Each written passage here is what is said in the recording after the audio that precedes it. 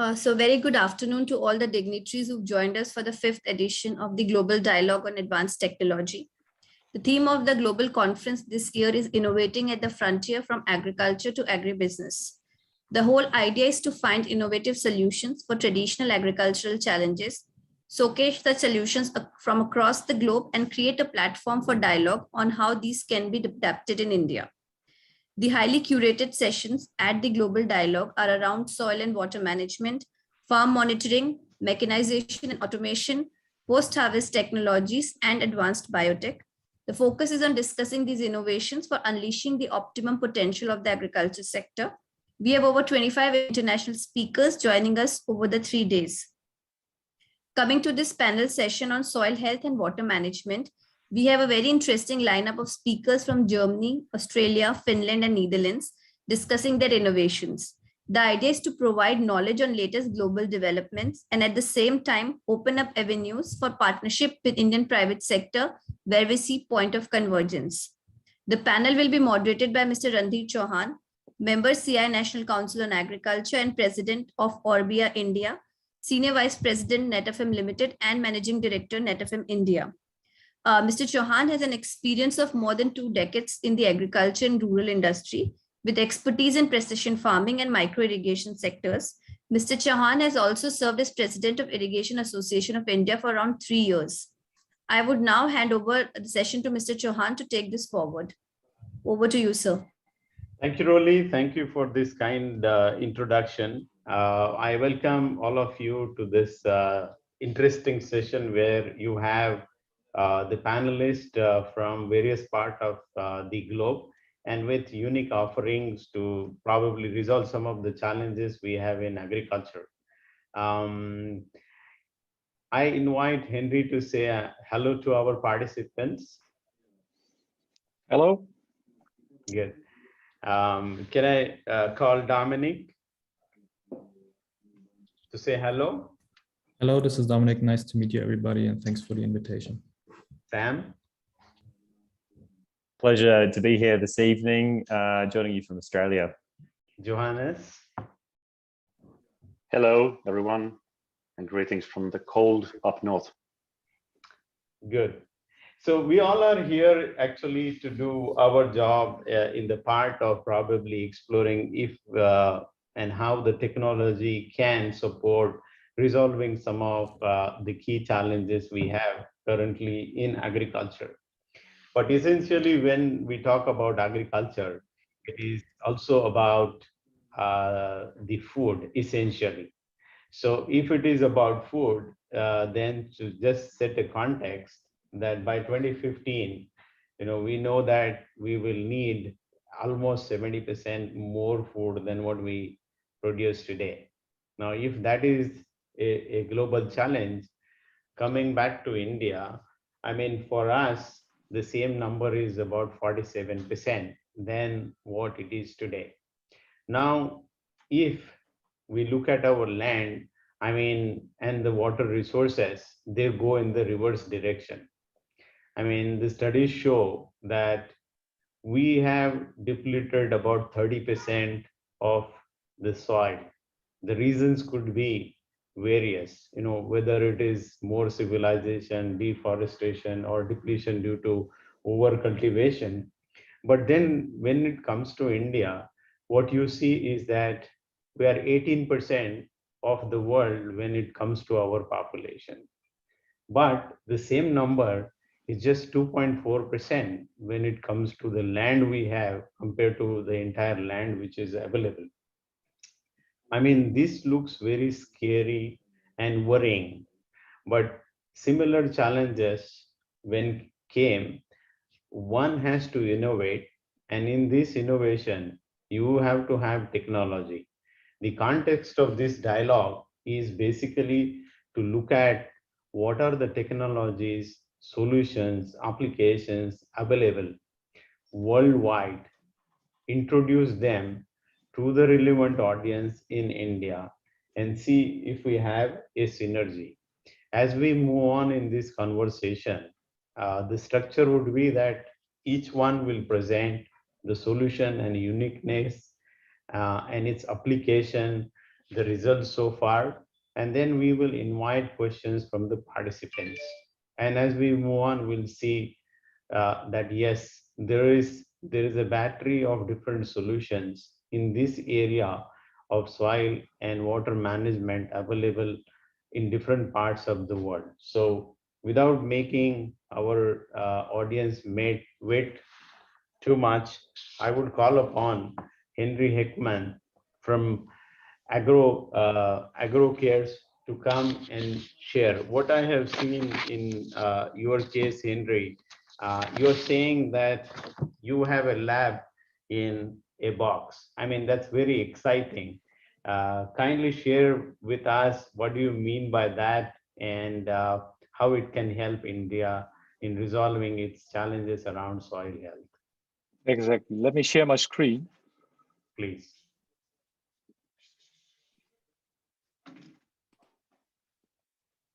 Can you see my screen at the moment? Yes. Yes, Henry, we can see that. Perfect. I'm Henry Heckman, and I'm the former owner and CEO of one of the biggest agricultural laboratories in Europe. In that time, it was called BLG or AgriQ.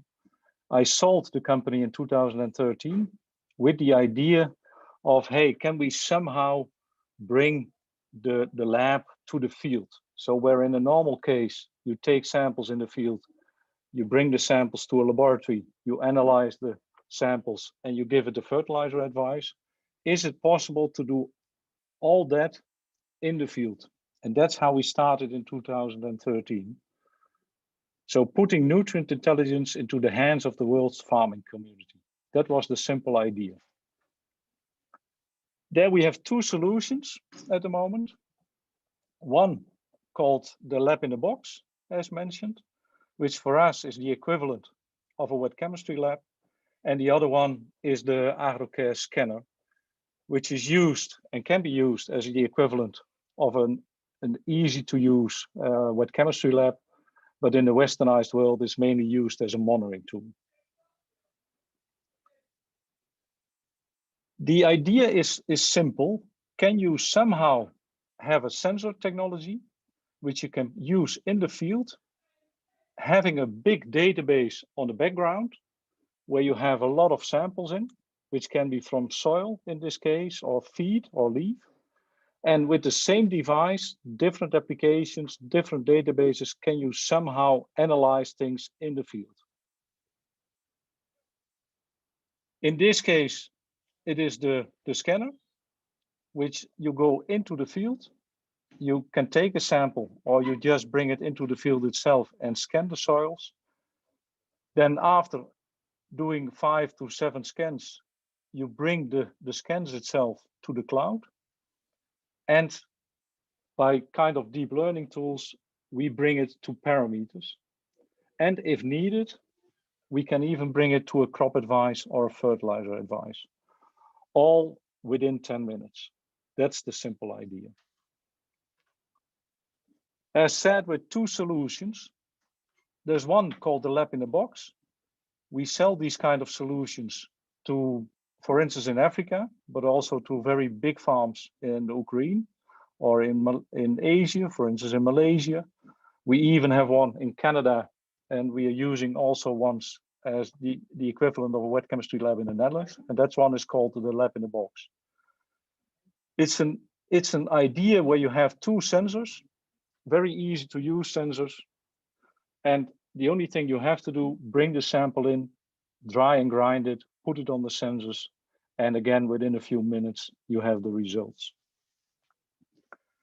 It can give you also a nutrient application advice, all according to the rules which are at that moment done in a certain region or in a certain country.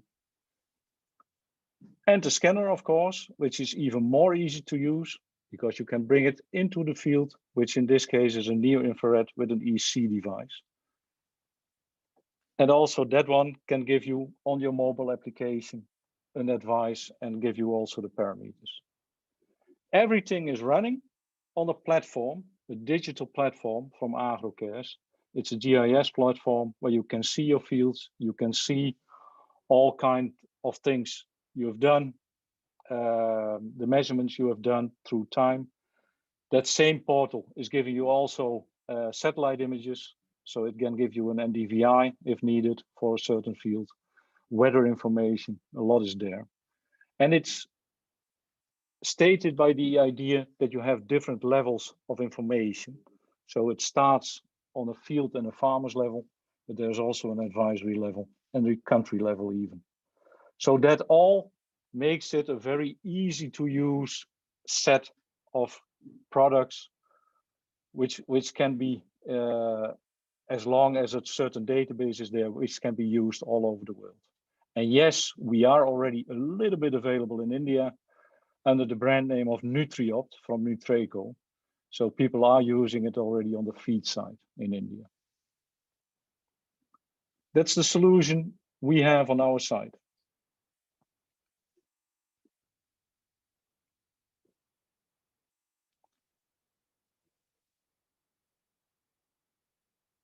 Is that clear?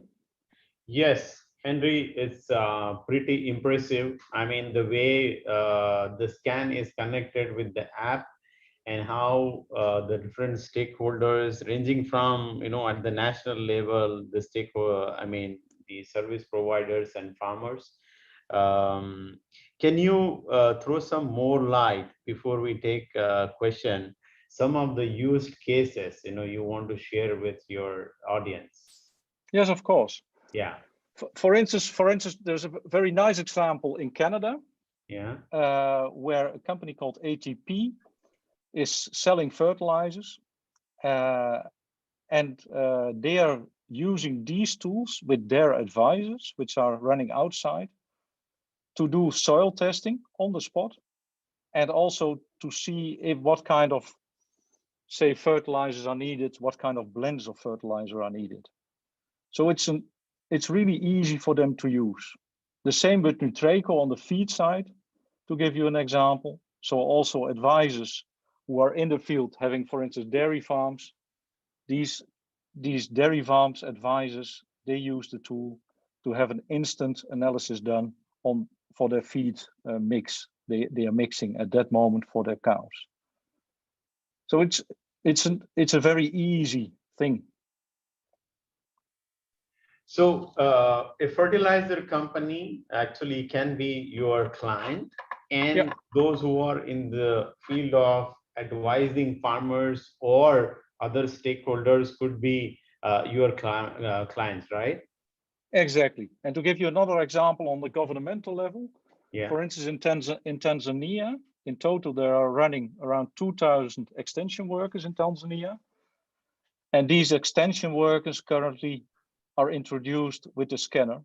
So these extension workers in certain regions are there visiting farmers, and they help farmers to analyze their fields and to giving those farmers also the right instructions about what kind of fertilizers they should use, so that at the end their yield will increase, that they have to use less input, even not only in tons but also money wise, so that at the end with less input they have a higher yield. Now, as I understand, no, there is a physical activity which has to take place. If you're talking about a certain site, how the business model works in that case, because in case of India, I mean, this land holding is very small and you have farmers in million.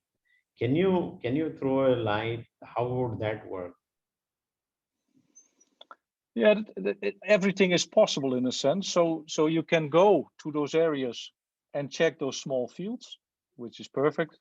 That can be done. But if you want to check it on a larger scale, that's also possible. For instance, if you look for carbon credits and carbon counts, which is very hot, a very hot topic the last year even, you can go even to a corporation. And if that corporation have, say, 1,000 smallholder farmers around them and working with them, then it's not really needed to really analyze every field.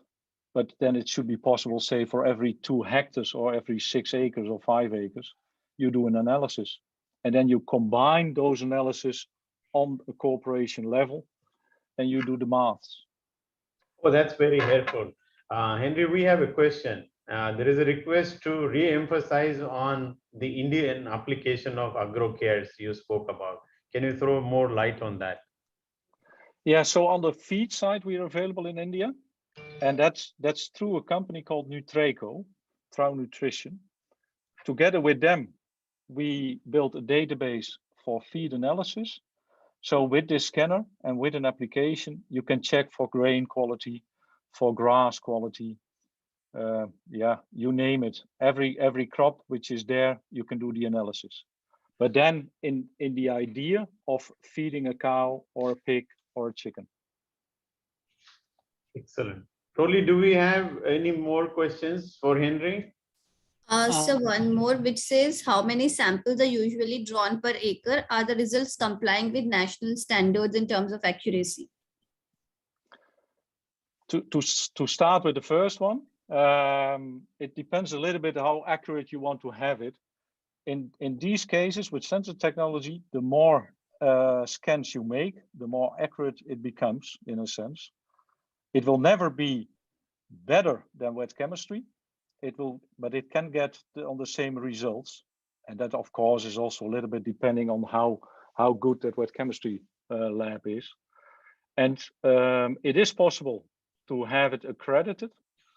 But due to the fact that in all countries you have different accreditation boards, it's all depending on that accreditation board. But for instance, last week we had a big discussion with Uzbekistan. And in Uzbekistan, they also have their own ways of accrediting. And yes, then we can comply with them. That's doable. One more question, which is, do you need region-wise historical data for giving soil test reports? No. What we do if we go to a new region, we normally make a kind of mapping idea where we want to see the differences in the different soil types. Then we go there for making a kind of first calibration set of soil samples. Those samples are measured locally and are measured with our own wet chemistry lab in the Netherlands. And then if those are analyzed on almost 100 different parameters, we add them to our database, which is a world global database.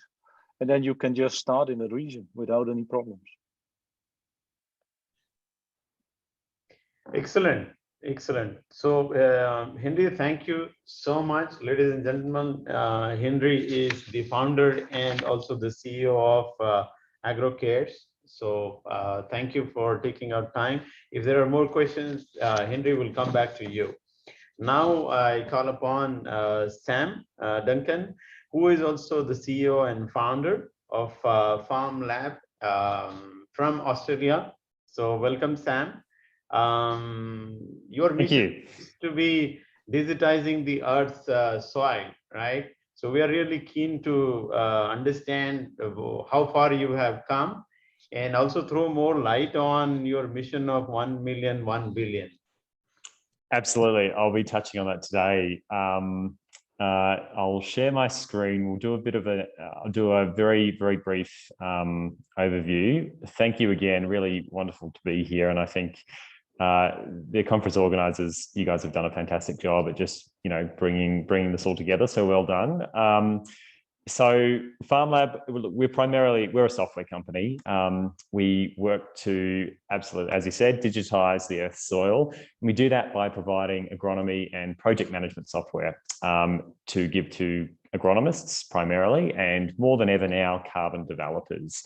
And we give them these tools so that they can manage soil test results, recommendations, anything to do with agronomy and farming, and now soil carbon in particular. We have two products, two tools that we use to do that. We have a website that helps people plan out where to collect samples from, submit samples to soil testing labs for testing. So we work with many wet labs here in Australia.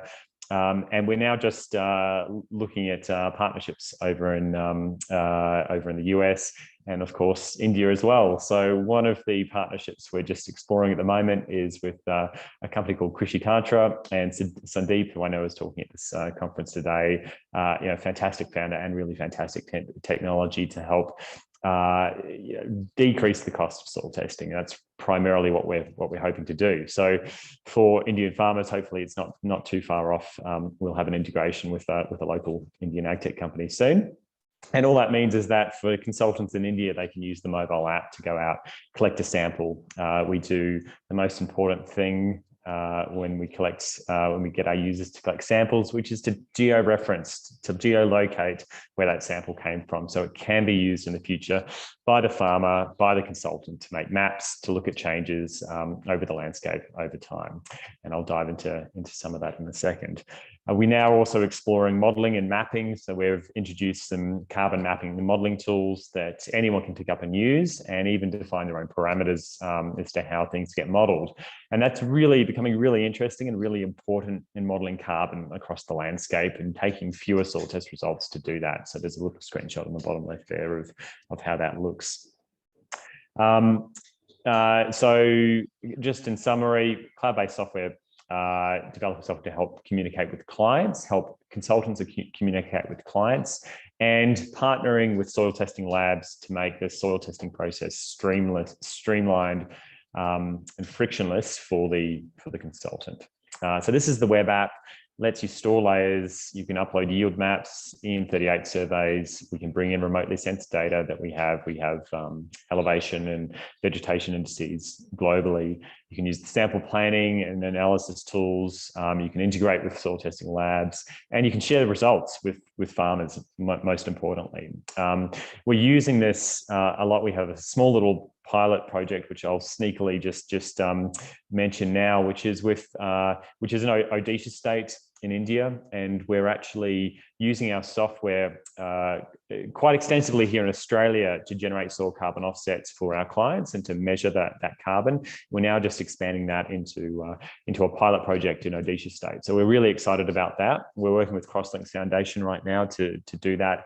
And that looks at basically working with a farmer producer organization, about between 1 and 10,000 farmers. We haven't nailed down exactly the scale we want to tackle first, but it's basically bringing carbon offsets to India and allowing these farmers, small scale landholders to generate soil carbon offsets and get paid for it. And I'll talk about the economics of that, because look, it does get really interesting when you look at the economics. I'll talk about how we think it's going to be really, really good for small scale landholders in India to support them with an additional form of revenue. Of course, we have the mobile app, which is all about geo-referencing the sample and also adding barcodes, because when you submit soil samples off, you don't want to lose them. You want to be able to map them back to where they came from. And we do that with the soil testing lab. So we partner with the soil testing lab on behalf of the client to make sure that all those results get mapped back. But it all starts with this. And lastly, we work very closely with a lot of AgTech companies out there. So we were actually working with a lot of AgTech companies looking to build their models through wet lab testing, both remotely sensed and spectrographic. We work with some spectrographic sensor companies, and we give them the software to support their systems and support their model development. We also do integrations and white labels. So we have large agribusinesses here in Australia now using the FarmLab engine to collect the samples and to share results with clients. Now, their clients don't know they're using FarmLab because we white label everything. So we're very, very software focused here. We also have this microservices approach, which is about speeding up processing and allowing people to process really heavy, large models. We did one the other day, which was a million acres across Victoria in Australia, which is great. And that was us modeling carbon across the landscape, which is really, really fun, actually. Had some really good results.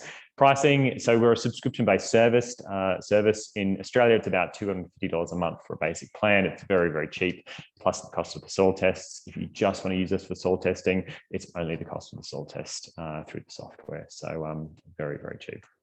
So thank you very much. And hopefully I've filled everyone's brains with some lovely information. Yeah, I'm sure.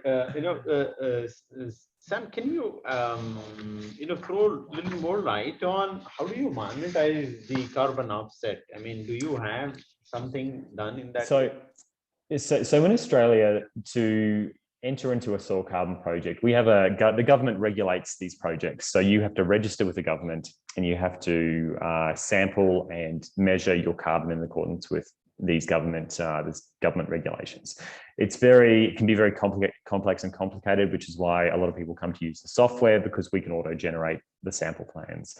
Now, it's very expensive to enter these projects in Australia. It's probably between $15,000 and $25,000 Australian, so that's about 15,000 US to actually register and get the sampling done and everything associated with these projects. And mentioned, talked to Henry just before this about bringing in some technology to reduce the costs, but it is very cost prohibitive. The fortunate thing is when you do this over a large scale, 1,000 hectares, you're looking at the rough order of magnitude of about 1% carbon increase over a 10-year life cycle equates to about 155 soil carbon credits.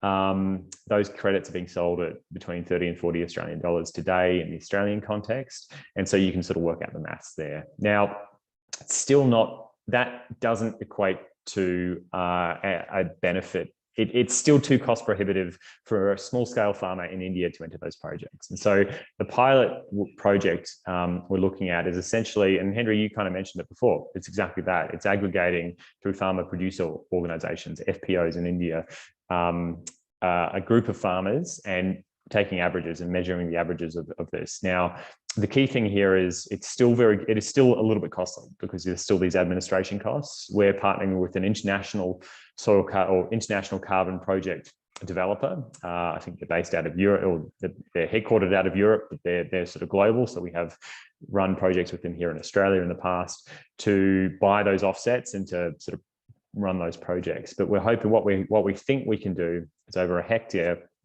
If a farmer in India is producing, it can produce an increase of 1% soil carbon over 10 years, 15 credits a year. That might just be worth entering a project. So 15 credits times $30 a credit, $500 US, let's say $500 US at current prices a year.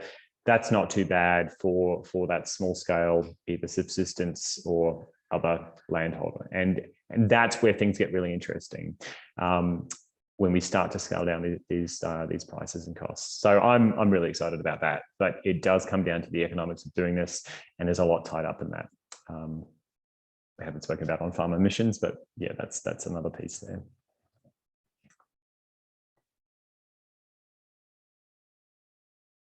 Got your Randia. I can keep talking about carbon if anyone has any more questions about carbon. I think Mr. Chauhan just dropped off. We'll just see if there are any more questions. Yeah, thank you so much, Sam. Sam, there are a couple of questions, emerging on trends like what are your deployments, future trends in India, and what is your currently traction going on with carbon trading platform? It's across India, available or not, and how can actually that gain up? That a couple of queries. Yeah. Okay. All right. So just briefly in the carbon space, we need to pilot this first. There's a lot of costs associated with this we don't quite grasp at the moment. Carbon we will be able to scale this, but we will be able to scale these projects down to that small scale landholder level, but we don't know how much and we don't know by what accuracy. So a lot of this piloting is testing how many soil samples we need to take to gain an accurate, understanding of what soil carbon looks like. It's one of the reasons we're working with Krishi Tantra. They've got boots on the ground there. They've got a great technology that's already out and about, and we're all about execution at Farm Lab. So we really want to see this happen. Won't be too far off. There is another project that we're working on through another partner with cotton growers, and these are larger landholders in India, helping them develop and sell their cotton at a higher for a premium based on sustainable farming practices, and proving that through soil measurement, but also some of the agronomic things there as well.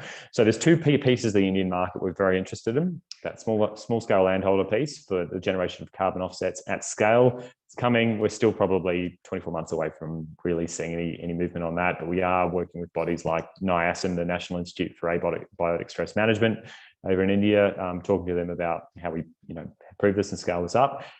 The cotton one is probably going to be a little bit closer. It's been done through some partners of ours at a company called Good Earth Cotton, and they're all about making cotton more sustainable and more climate friendly there. Yeah, thank you. Sorry, so much. there were a bunch more questions there as well, Shivan. So please, yeah. If there are many questions, of course. Of course, we'll take up the questions in the discussion round as well. Thank you so much, Sam, for a wonderful show. Now we have Dominic now. Dominic, let's have some views on your innovation. It's amazing innovation, and I could see it's a great handheld device that you have, right? So I want your views, how your actually innovations is going on. That's on, and how your plans are to expand globally from Germany to other countries as well, right? Over to you, Dominic. Please go ahead. Absolutely. So you should see my screen now, I believe. Yeah, we are able to see you, Dominic. Please go ahead. Perfect. So first of all, also thank you for the invitation to this wonderful panel and the great organization for the whole event. So pleasure to join here. I think there's a lot of overlaps with what Henry has already shared with you all on why soil data is important, and there's also frankly a big overlap on why we started a company, right? Because essentially we think that growers really need immediate soil data, right, to make better informed cultivation decisions, to influence their top line, their bottom line, but also work sustainably at the end of the day, right? So I will maybe spare you that again. So to also quickly introduce the company to you, that you know who you're dealing with. So my name is Dominic, as you already heard. I'm one of the founders and managing directors of the company. We founded in 2018, quickly expanded the business, roughly 60 people currently working in our company. We're active in more than 20 countries, not yet really in India. We have like a very small pilot currently, but of course looking to also make some blue here on the map quite soon.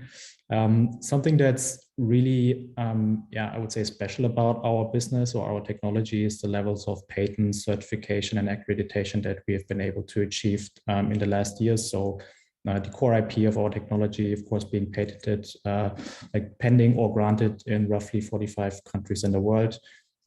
Also, we are certified on a level of medical equipment, you could say. So, of course, enabling a lot of trust in our hardware, but also then ultimately in the data that we're able to provide to our customers. And something that's very new is an accuracy certification that we have been able to achieve. To our knowledge, as the first company for in situ soil sensing in the world, where really external studies or external panel has been put together to evaluate us against wet chemical labs, which we have passed and are now on the way to also becoming a government approved method for German farming. So I always like to kind of show this picture to explain how it works and what it does, because it kind of shows the whole suite, you could say, of technology. So on the left-hand side, you see the device that you take on the field, also how you use it, right? It's quite straightforward. You put a sensor head into the soil that you currently are not seeing because it's sticking in the soil. And then ultimately you click a button. It's very straightforward. The raw data of the sensors is being transmitted to our cloud, for example, by a hotspot that you spin up with your phone. You can also work offline, but more on that later. The raw data is then basically pushed to our cloud, interpreted based on by now billions of data points, but also of course a lot of reference data that we have accumulated from all over the place from laboratories. And then ultimately the results are being shown to you in a web interface. So it's a web app. You can access that from your phone, from your tablet, from your laptop, wherever you want. And all of that is basically automatic. So The data automatically appears on the spot where you're on the fields in your farm. You can access it all the time, and you can also then work with the data to create a fertility plan, for example. So that's quite straightforward. And something that's really special about our solution, I just added a few points here. So you actually don't need any kind of extraction. So you really like you see here in the picture, stick something into the soil and create a reading. Since you don't extract something, you also don't need to prepare a sample for then analyzing it, basically. You can create a soil reading with one click. So really everybody can do it. That was also one of our ambitions when creating the technology, that it's so simple that every child can use it ultimately, if the child is strong enough to get the soil into the soil, of course. And the results that you get are within seconds, basically. And as I mentioned, we do have this accuracy certification on that. So we can give you the accuracy in a parts per million unit. Also, what's quite special, and it's also towards the usability of the system, is something that we call an outlier detection, which prevents you from creating false readings. What does that mean? Imagine that you see here the guy now sticking the device into the soil, but imagine he's not trained or he's doing something wrong, right? So we need to prevent from a let's say an intelligence side or a data side that wrong data is coming to our cloud and then being interpreted. This is exactly this outlier detection that I mentioned, which is kind of like a pre-processing of raw data, evaluating if it's good or not, or that it should run through our algorithms or not. And what's really special here is that this also works offline. So we came up with a way to make this available offline. So you can basically work entirely unconnected with the device. Are still prevented from using it the wrong way. And when you're then later in connectivity again, or in your farm Wi-Fi or whatever, you can retrospectively trigger all of the data to be processed. We also don't need a hyperlocal reference database. What does that mean? So we do, of course, we calibrate, like Henry was already mentioning, but at the end, we don't need to pre-sample every field in the world to kind of ship to a customer, right? So we do take a texture-based approach on that to onboard new region. What we can then give to our customers immediately is the following nutrients. So N-min as sum of nitrate and ammonium. Nitrate as a single output, phosphorus, potassium, magnesium, all plant available. Then pH, soil organic carbon, soil organic matter, moisture, temperature, and soil type. So in our perspective, pretty much everything that you need for most of the use cases. Of course, there's also some special outputs that you sometimes need, but not always, right? And okay, now I think I dropped off. You still hear me? Yes, we can hear you. Okay. Yeah. Perfect, because I don't see the screen anymore. So here you also see some use cases that was also asked before. I always kind of like show that because ultimately the most important thing is what the customers are saying, right? So we do have a very broad range of users. So from organic farming or vegetable farming, where people entirely move away from wet chemical labs because the value that they see in our system is just so high. But we also have the input businesses or the agronomists using our system, where we have some evidence and data that they are able to increase their own revenue by using our system to kind of show their own value of their own product a little bit better on the farm level. Then, of course, a input saving perspective is very important. Like you see in the bottom left-hand corner, where we have a lot of customers reporting that they were able to save money because ultimately they can see, do I have enough nitrogen in this case in my field? Do I need to fertilize? Do I maybe not need to fertilize, or can I reduce the fertilizer rate or something like that? And then also we have, of course, some use cases in the US with side dressing. So kind of like the essence of that is that we can really enable a lot of use cases, a lot of different farms, and not just a very narrow use case. Of course, if you're interested in learning more, you can reach out to us. So you can scan the QR code to reach us on our website. You can reach out to us via email and our social media channels. Every kind of way, we're super happy to answer any kind of question also afterwards. So that was quite interesting. We came all the way from Australia to Germany and see that, I mean, your tagline of, taking this samples to the lab is a thing of past. We really hope so that we bring convenience to farmers and various stakeholders. I mean, it's like doing those scans, making the life easier. Now, do you have any presence in India, Dominic? Not yet really. So we have a partnership with a very big food company where we are working in more than 8 countries by now, and we have just shipped the first unit to India, I think a week ago, to have some underground exploration. But I wouldn't necessarily call that a presence, right? So we are exploring there a little bit currently. So where else have you gone beside your home country, Germany? So we're active in Russia, in UK, in Spain. Actually, we do have some units in Australia, Sam. So maybe we should also talk about that again. Yeah.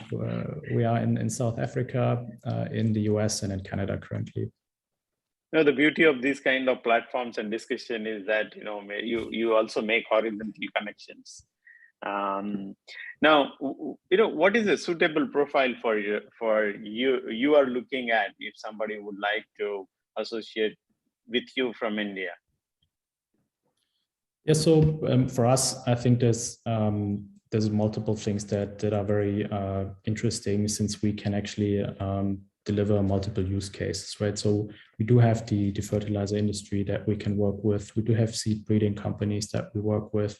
We do have cooperatives that we work with, or like direct farmers that we work with, right? So we don't really, I would say, narrow that down to like a very limited amount of people that we want to speak with or are speaking with.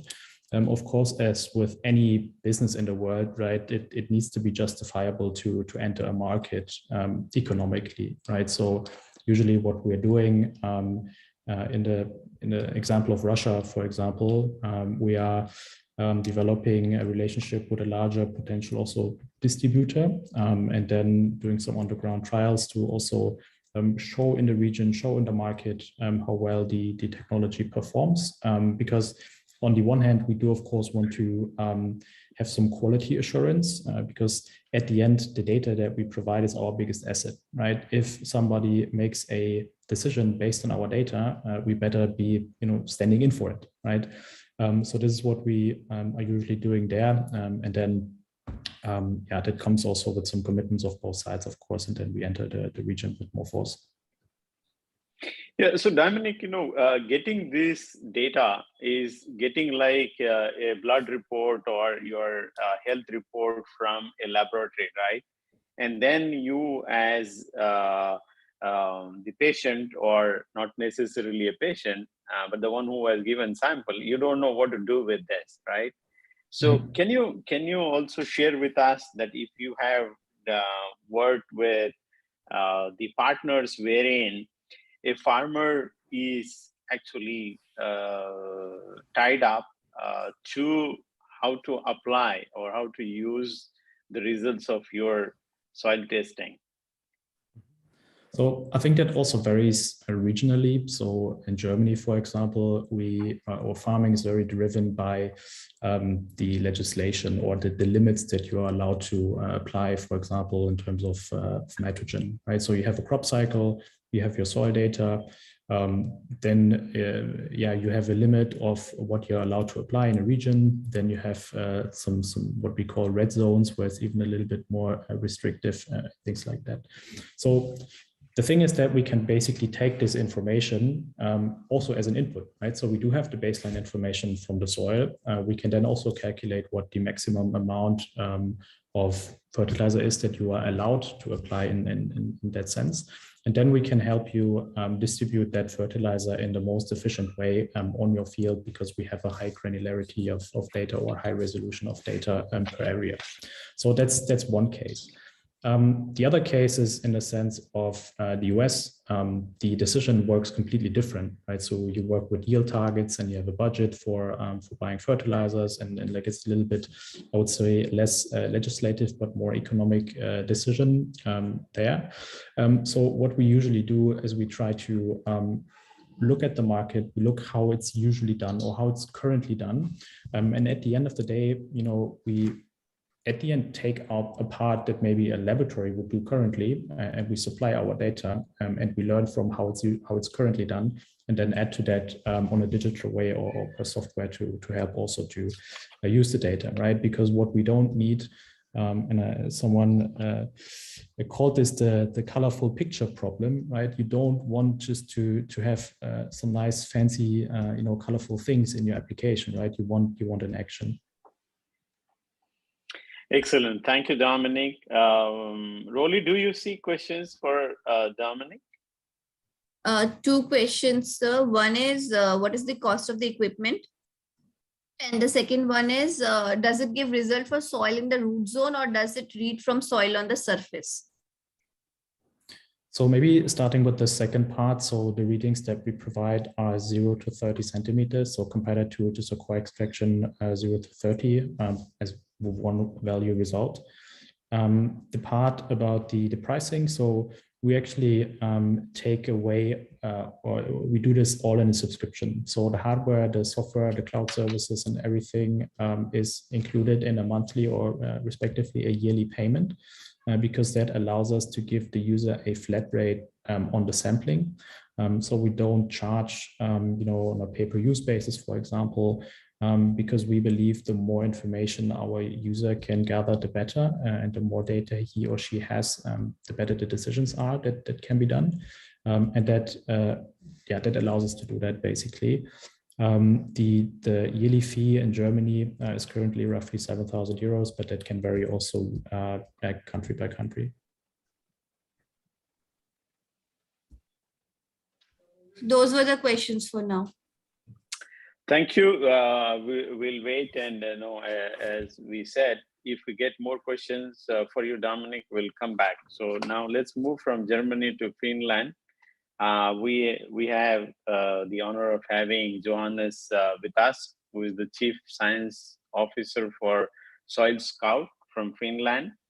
And what they have to share with us is they are working on the sensors with install and forget.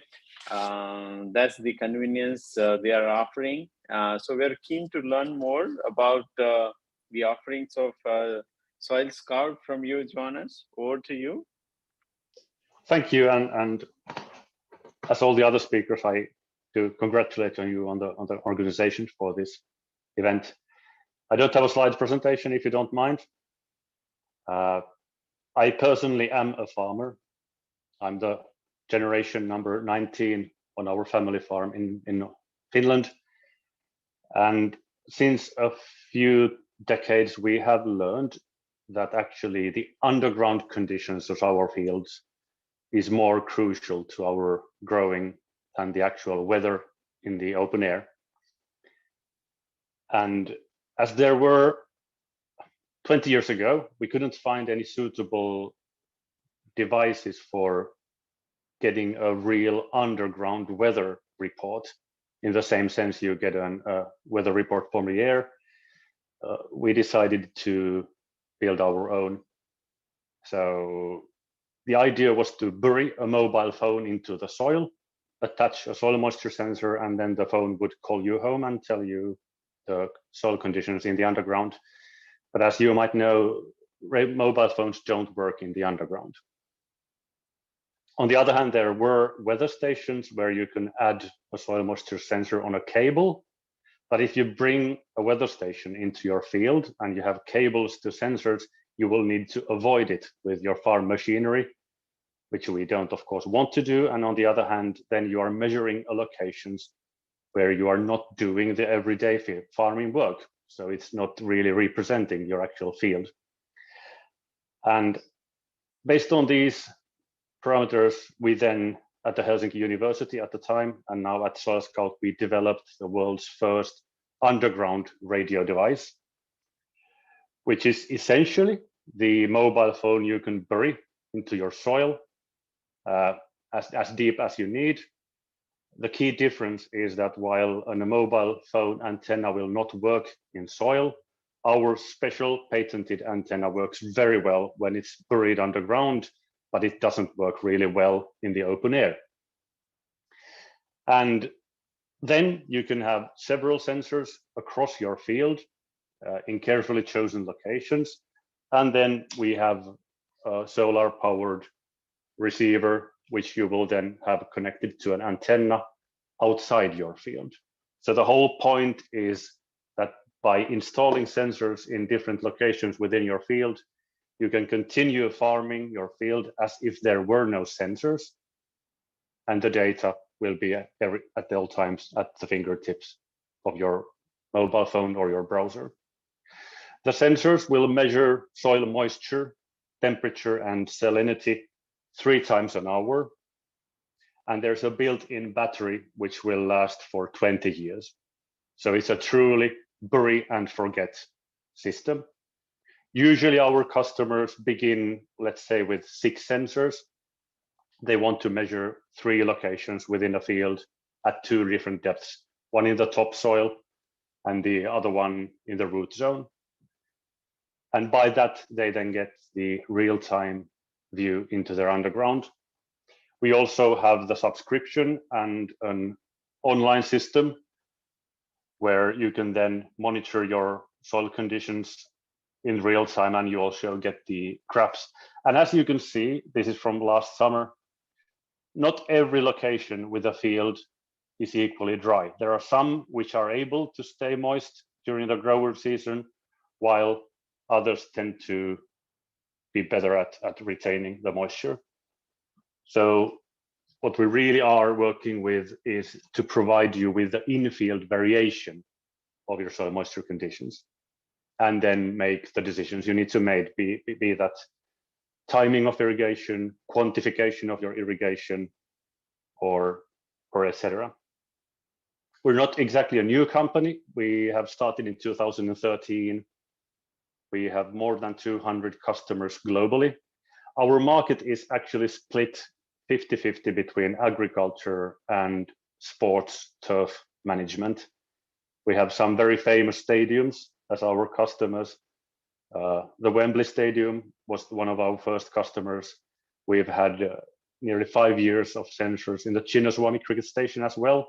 They have an active drainage system where our sensors will trigger the suction engines to remove excessive moisture if there's too much water in one part of the field.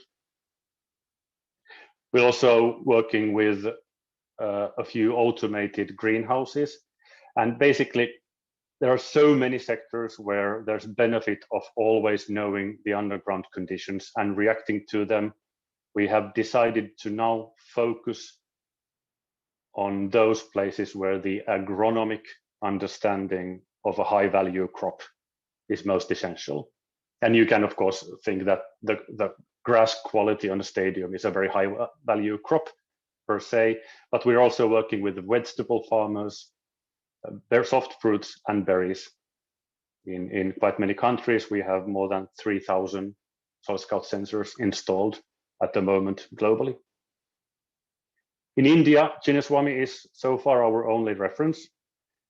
We don't currently have an importer or dealer or representative for us in India, but we have learned that we would mostly benefit from dealer partners who already have an existing relationship to customers who already have problems and questions about their soils, so that with our equipment, they can both provide valuable data and add their own domain expertise and an advisory to the solution.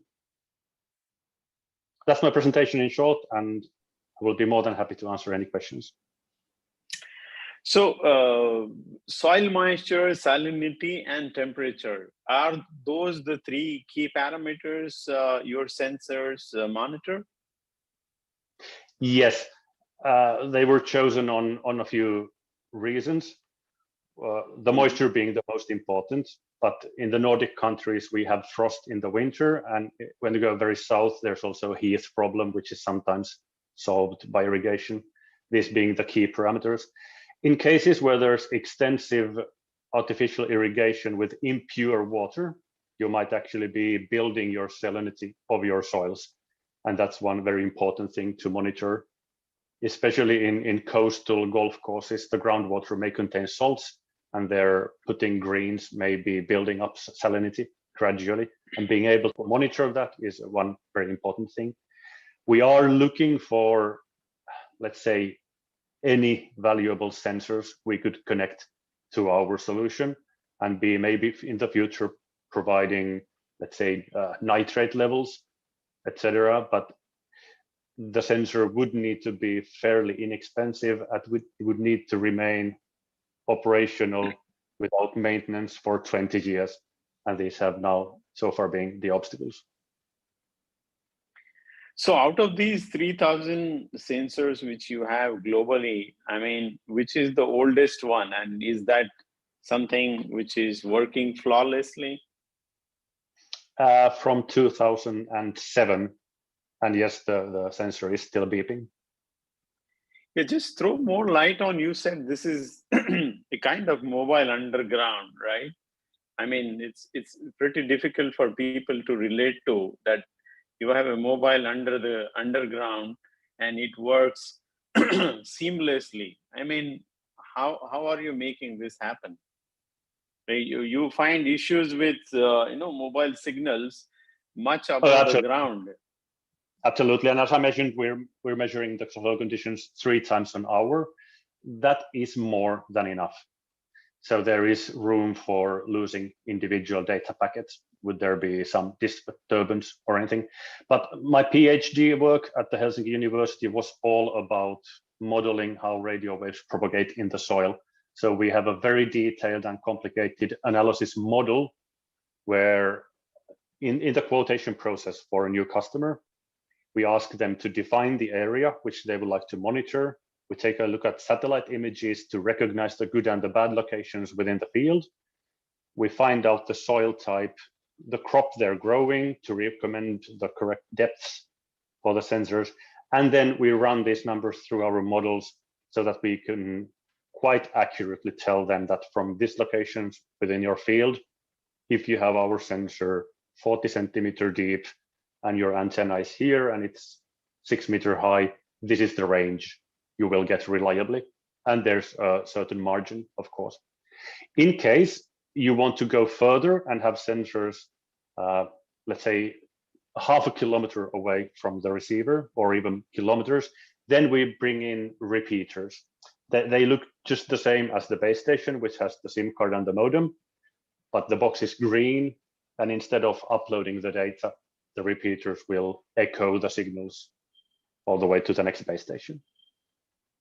So I think our largest installation is at Singapore Island Country Club Golf Course, and they have 140 sensors and 18 repeaters on the golf course. So taking example of that golf course in Singapore, I mean, is there an automation done based upon the capturing your readings? A little bit, yes. They have an active drainage on their putting greens, so they can actively suck out the moisture. And if not in that case, but where similar systems are in place, for the Wembley Stadium, for example, if the soil goes too cold in the autumn, they can automatically push hot air back into the piping system. So there is some level of automation, as well as we are working with an American robotic greenhouse where they have automated, well, everything. And their irrigation system runs on the basis of our sensors. But when you mention golf courses, there is a quite sophisticated science to maintaining the best quality grass, which you basically try to kill every day, and it needs to look very lush and high quality every day. The agronomic decisions they make, choosing what surfactant to spray, which chemicals to use, when to flush their grass. I am an agronomist myself, but I barely understand their scientific problems, but the data is highly valuable for them to do just the right thing. Excellent. Rolly, do we have questions for Johannes? Not yet, sir. We have a few questions for other panelists, though, 1 or 2 questions. If Yeah, so maybe Johannes, if we get more questions, we'll come back to you. Absolutely. Rolly, you can shoot the question to the other speaker. Sure, sir. So the first 2 questions are for Henry. So actually this is a common question which says, does the solutions test or detect soil micronutrients as well? So this is across the innovations which went to soil testing, a common kind of. Yes, they do, but not on the real level. So it shows you if it is a low, medium, or high with the micronutrients. Anybody else want to pitch in? Because I have a related question on that. See, one of the challenges that we might see that there is a food being produced. So one is that the quantity and the nutritional value. So you may find that even in India locally, we might get calories, but you may not get the nutrients. So have you thought about it, Henry, that how do we take these analysis and resolve and make them more, not about the major nutrients these days, right? And how can we expand it and complete it? Can you ask me again? I didn't fully get it. Yeah, I'm saying that let's take example of our cereals, okay? Or in this case, you might get quantity, and quantity translated into calories, but they may not be completely nutritious, right? The nutritional value, you see a lot of deficiencies on that. And most of the analysis are focused on major fertilizers, right? This is the soil analysis. Now there is a need also to go back.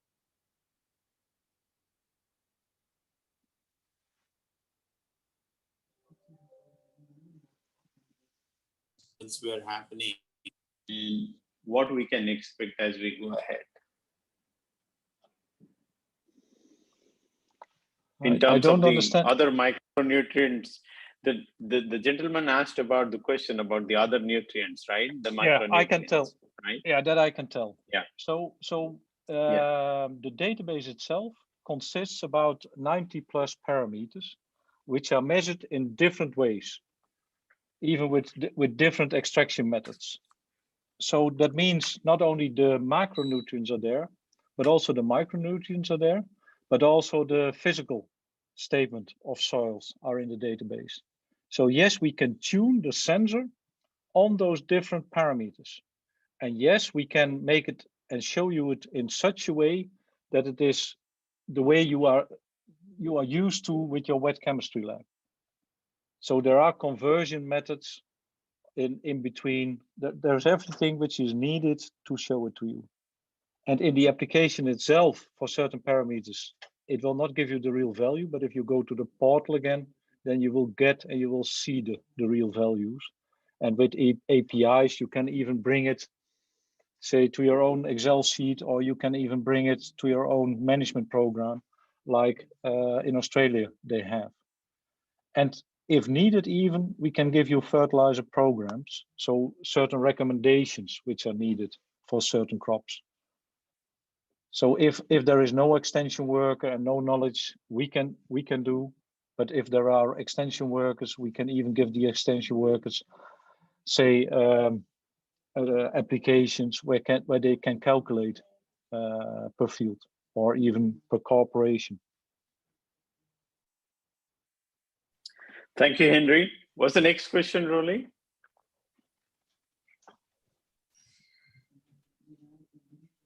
So the next question was around the cost of equipments, which we've already discussed. So as of now, there are no more questions from the audience. One question I can see, sir. There are a couple of questions like in traditional method of soil testing, there's a long process of atomic absorption spectrophotometer is involved in that you get your complete profiling of soil from macro to micro. So to Dominic, actually, do you actually go for micronutrient as well? If yes, so that is also onto the geospatial technologies do you apply?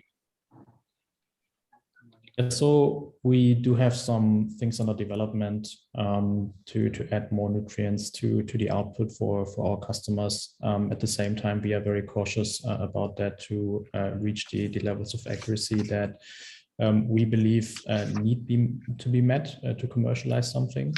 Especially if then an economic decision is based on top of the data, we really think that it should be highly accurate, right?